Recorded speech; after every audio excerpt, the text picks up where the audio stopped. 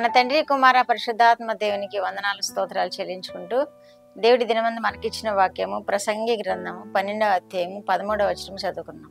ఇదంతయు వినిన తరువాత తేలిన ఫలితార్థం ఇదే, దేవుని యందు భయభక్తులు కలిగి ఉండి ఆయన కట్టడలను అనుసరించి నడుచుచుండవలెను. మానవ కోటికి ఇదే విధి. దేవుడి వాక్యం ద్వారా మనల్ని దీవించును గాక. ప్రసంగి తెలియజేస్తున్నాడు ఈ మాటలు. ప్రసంగిని గురించి మనం పరిశుద్ధ గ్రంథాలు బాగా చదువుతూ ఉంటాం. ఎందుకంటే ఆయన రాసిన సామెతలు కానీ ఆయన పరిపాలన విధానాన్ని గురించిన ఆ వాక్యాలు కానీ మనం బాగా చదువుతూ ఉంటాం, బాగా అర్థం చేసుకుంటూ ఉంటాం. ఆయన ఎంతో జ్ఞానవంతుడై ఉన్నాడని మనము వాక్యంలో తెలుసుకుంటున్నాం.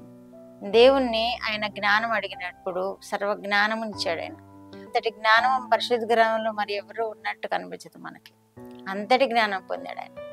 జ్ఞానంతో పాటు సర్వ సమృద్ధిని పొందాడు. ఆయన ఈ మాటలు తెలియజేస్తున్నాడు. ఆయన సామెతల్లో ఎన్నో నీతి సూక్తులు నేర్పించాడు, ఎంతో నీతి బోధించాడు. అలాగే ఈ ప్రసంగి గ్రంథంలో కూడా ఎన్నో ఇదంతయు వ్యర్థమే వ్యర్థమే వ్యర్థమే అన్నట్లు తెలియజేశాడు. ఆయన ఎంత వైభవాన్ని అనుభవిస్తున్నాడో అది వ్యర్థమే అన్నట్టుగా ఆలోచన చేసుకొని ఇదంతయు వ్యర్థమే అన్నాడు. ఎంతో ఆ వైభవాన్ని ఆయన అనుభవించాడు. ఎంతో వైభవోపేతమైన రాచరికాన్ని ఆయన అనుభవించాడు. ఆయన అనుభవించి ఈ మాటలు చెబుతున్నాడు మనకి. దేవుని యందు భయభక్తులు కలిగి ఉండి ఆయన కట్టడలను అనుసరించే మానవ కోటికి విధి అంటున్నాడు. ఆయన కట్టడలను అనుసరించే మానవ కోటికి విధి. ఎంత ఉన్నా ఎంత లేకపోయినా, ఏది కలిగి ఉన్నా ఏది కలిగి ఉండకపోయినా అదంతా వ్యర్థమే. ఇదే మనకి కావలసింది. అంత వ్యర్థము వ్యర్థము వ్యర్థము అని ప్రసంగ గ్రంథంలోనే ముందు పాటల్లో రాస్తుంటాడు. ఈ చివరికి వచ్చిన తర్వాత ఏమంటున్నాడంటే, దేవుని యందు భయభక్తులు కలిగి ఉండుటయే మానవ కోటికి విధి అంటున్నాడు. ఆయన యందు ఆయన కట్టడలను అనుసరించి నడుచుకుంటే మానవుని విధి అంటున్నాడు. ఇంకా మనం దేనిని ఆధారం చేసుకోనక్కర్లేదు, దేవునినే ఆధారం చేసుకోవాలి. దేవుణ్ణే ఆయన కట్టడలనే అనుసరిస్తూ ఉండాలి. అదే మన మానవ కోటికి విధి అని తెలియజేస్తున్నాడు. ఆయన విధులను అనుసరించడమే మనకి జ్ఞానము. ఆయన విధులను ఆజ్ఞలను అనుసరించడమే మనకి రక్షణాధారము. ఆయన మాటలు వినడమే మనకి జ్ఞానము, రక్షణాధారము. ఆయనలో జీవించాలంటే ఆయన యందు భయభక్తులు కలిగి ఉండాలని ఈ ప్రసంగి గ్రంథం ద్వారా సొలొమోను మహారాజు తెలియజేస్తున్నాడు. మానవ కోటికి విధి అంటున్నాడు.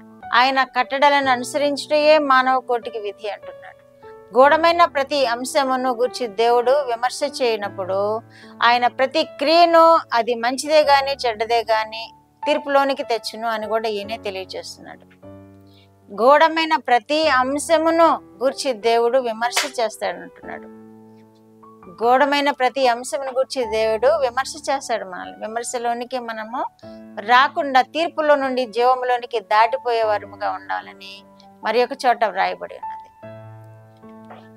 కాబట్టి ఆయన విమర్శ చేసేటప్పుడు ప్రతి గూఢమైన విషయాల గురించి దేవుడు విమర్శ చేస్తున్నప్పుడు మనము ప్రతి క్రియను బట్టి అది మంచిదే గాని చెడ్డదే గాని ప్రతిదీ తీర్పులోనికి తేబడుతుంది అని ఇక్కడ ప్రసంగి తెలియజేస్తున్నాడు. కాబట్టి మనము మన మంచి అలవాట్లు నేర్చుకుందాం, మంచి క్రియలను చేద్దాము, మంచి హృదయంతో మనం జీవిద్దాము, మన ప్రభు ఎదుట నిలబడదాం, తీర్పులో మనము నిందారహితులముగా కనబడదాం.